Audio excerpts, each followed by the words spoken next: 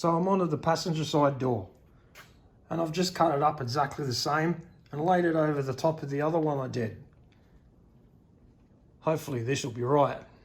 So I've got this Bailey channel section or framing that I've made in the left-hand door, and what I've done here is made a fill-in piece here in the door, so I've got something to attach the Bailey to, a little bit better than the other side.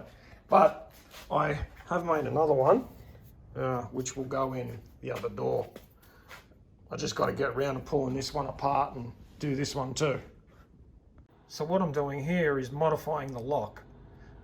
I've cut this arm here that goes to the outside door handle, cut it a bit shorter, and I've cut this little piece off here.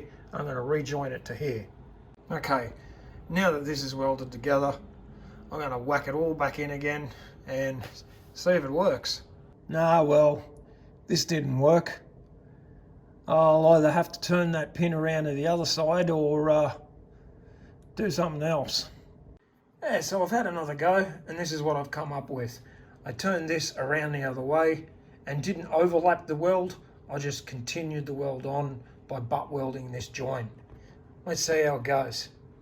Okay, this seems to work a lot better. As you can see, door handle works. And we've got this inner door handle working too.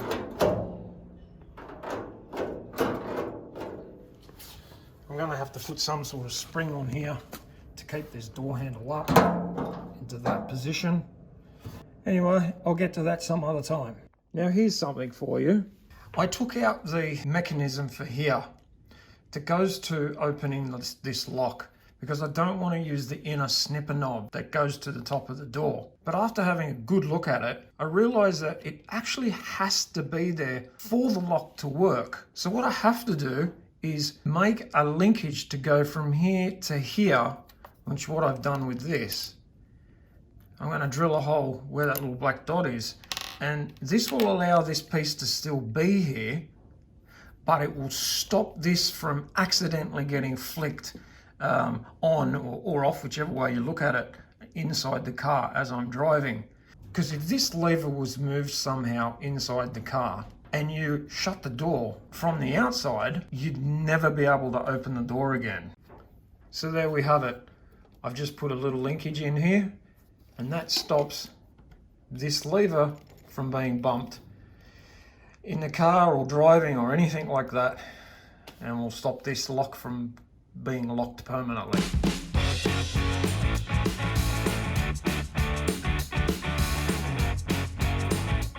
Okay, looks like I've got this sorted.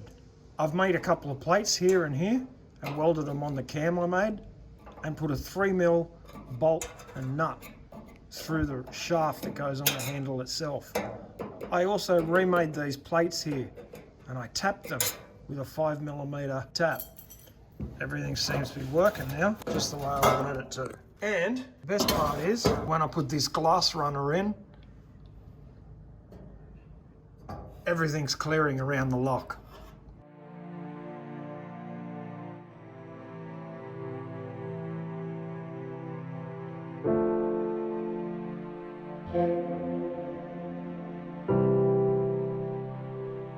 So I'm back at my workshop where the car's kept, and I've put this filler piece in. It goes all the way around in here just to finish it off. Put a little bit of black paint on it as well. And I've also inserted the Bailey rubber here. So, everything's working as it should. I even made a little stopper just here to stop the regulator and the window going down further than what it should. All I've got to do now is just weld up these corners here and here. So far so good. Door's shut and brilliant. I've got some gapping to do, and she's done.